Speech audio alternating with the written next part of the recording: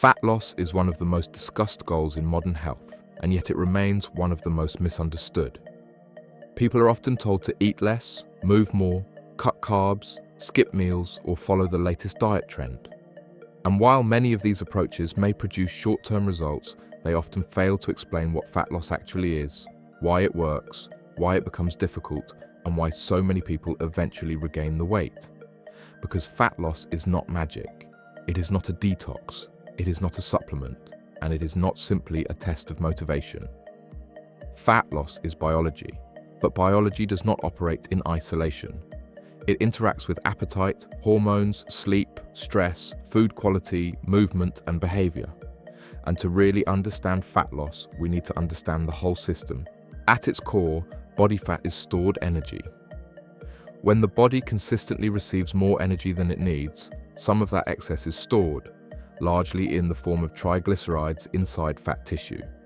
When the body consistently needs more energy than it is receiving from food, it begins to mobilize those stored reserves to help meet demand. That is the foundation of fat loss. In simple terms, if energy intake remains lower than energy expenditure over time, the body must pull from stored energy, and body fat is one of the places it can draw from. This is what we call a calorie deficit. That principle is not a trend. It is not a theory. It is a biological reality. Every successful fat loss diet works because it creates a calorie deficit in some way. Low-carb diets may reduce appetite. Intermittent fasting may reduce the number of opportunities to eat. High-protein diets may increase satiety. Whole food diets may naturally reduce calorie intake because the foods are more filling. Different methods may look different on the surface, but underneath them, the same mechanism remains. Sustained energy deficit. High-protein diets may increase satiety. Whole food diets may naturally reduce calorie intake because the foods are more filling. Different methods may look different on the surface, but underneath them, the same mechanism remains. Schultz says sustained energy deficit. Body fat is often treated like passive tissue, something that simply sits on the body and serves no purpose. But adipose tissue is biologically active. It stores energy, contributes to hormone signaling, helps regulate metabolism, and plays a role in inflammation and overall energy balance. From an evolutionary perspective, fat storage is not a flaw. It is a survival mechanism. Human beings evolved in environments where food was not always available. The ability to store excess energy helped protect against periods of scarcity.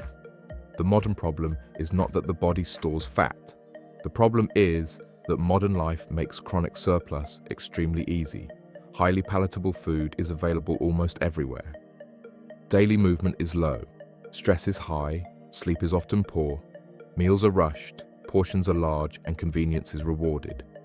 In that environment, energy intake can regularly exceed energy expenditure without a person even fully realizing it. And over time, that drives fat gain. Now, in theory, the solution sounds straightforward. Create a calorie deficit and the body will begin reducing stored fat. But in practice, fat loss becomes difficult for a reason. When calorie intake drops, the body does not simply sit back and cooperate. It adapts. Hunger often increases. Fullness signals may become less satisfying. Energy levels can feel lower. Spontaneous movement may decrease without the person noticing. And total daily energy expenditure can adapt downward to some degree as the body becomes more efficient. This is not the body trying to sabotage progress. It is the body responding to reduced energy availability. From an evolutionary point of view, that makes sense.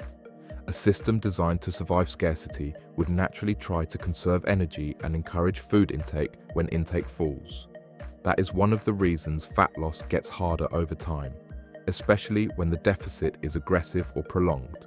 This is also why fat loss should never be reduced to a simple question of discipline. Willpower matters, but it is not the whole story. Appetite is regulated by a complex network involving the brain, gut, body fat, and endocrine system. Hormones such as ghrelin help stimulate hunger. Signals such as leptin, GLP-1, peptide YY, and insulin all play roles in satiety, energy regulation, and food-seeking behavior. Leptin is especially important because it reflects, at least in part, the body's stored energy status. As body fat decreases, leptin levels tend to fall. When that happens, appetite can rise and the body may become more conservative with energy expenditure. So when someone loses weight and suddenly feels hungrier, more preoccupied with food, and more likely to regain it, that is not simply weakness. It is physiology. This is one reason why maintaining weight loss is often harder than losing it in the first place. Once we add the modern food environment into the picture, things become even more difficult. A large proportion of modern diets are built around ultra-processed foods. These foods are often engineered to be highly rewarding, easy to chew, easy to overconsume, and relatively poor at producing lasting fullness compared with minimally processed whole foods. Although calorie deficit drives fat loss, food quality strongly affects how manageable that deficit feels. Protein, for example, is the most satiating macronutrient for many people. It also helps preserve lean tissue during dieting, which is critical, because the goal is not just to lose weight. The goal is to lose fat while holding on to as much muscle as possible. Foods rich in fiber and water content, such as fruit, vegetables, potatoes, legumes, oats, and minimally processed carbohydrates, also tend to be more filling relative to their calorie content. Ultra-processed foods often do the opposite. They deliver a lot of calories quickly, with less fullness, which makes adherence harder. Another major mistake people make is focusing only on body weight. From a physiological point of view, the real goal should be body composition. If someone diets aggressively without enough protein and without resistance training, some of the weight they lose may come from lean mass, including muscle tissue. That matters because muscle is not just cosmetic tissue. It supports movement, strength, function, insulin sensitivity, metabolic health, and long-term resilience. Resistance training helps preserve muscle during a calorie deficit. Adequate protein supports that process further. This is why the best fat loss plans do not just chase the number on the scale. They aim to reduce fat while keeping the body strong and functional. Exercise is often misunderstood in the fat loss conversation. Many people assume exercise is the main driver of fat loss.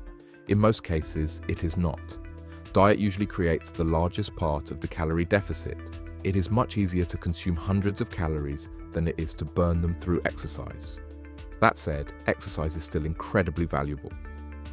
Resistance training preserves lean mass. Cardio supports cardiovascular health. Daily movement increases overall expenditure. And all of it helps create structure, routine, and momentum. Walking in particular is underrated. Low-intensity movement can meaningfully increase daily energy expenditure without adding much fatigue or interfering with recovery. So the most effective fat loss approach is usually not endless cardio or extreme restriction. It is a moderate calorie deficit, high enough protein intake, regular resistance training, and high levels of daily movement. Fat loss plateaus are common, and they are often misunderstood. Sometimes a plateau is not a true plateau at all. Water retention, digestive fluctuation, sodium intake, stress, and inconsistent weighing can all make progress look stalled, even when fat loss is still happening underneath. But real plateaus do happen.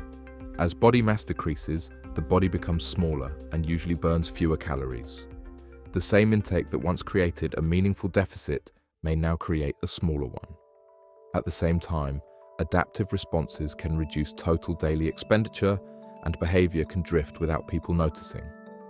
So plateaus usually come down to one or more of three things: lower body mass, metabolic adaptation, or behavioral drift. For many people, weight regain is not a failure of effort. It is the predictable result of using temporary methods in a permanent environment. If someone uses an aggressive diet to get lean but never develops the habits needed to live lean, the result often does not last. And biologically, maintenance is challenging too. After weight loss, appetite may remain elevated relative to the new body size.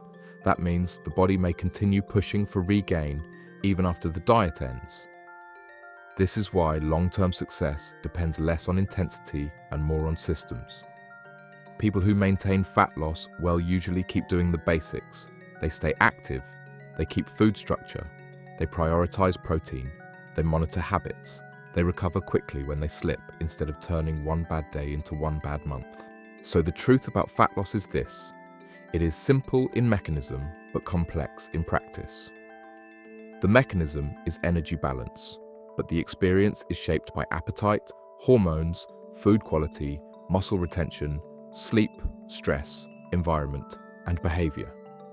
That is why fat loss is not about punishing the body. It is about understanding the body well enough to work with it, not starving it, not tricking it, not hating it into change. Working with it.